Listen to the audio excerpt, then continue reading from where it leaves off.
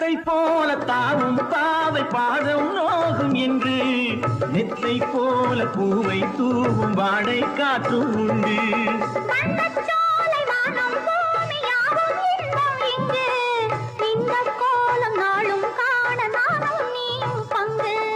கண்ணில் ஆடும் மாங்கனி கையில் ஆடுமா, கண்ணில் ஆடும் மாங்கனி கையில் ஆடுமா.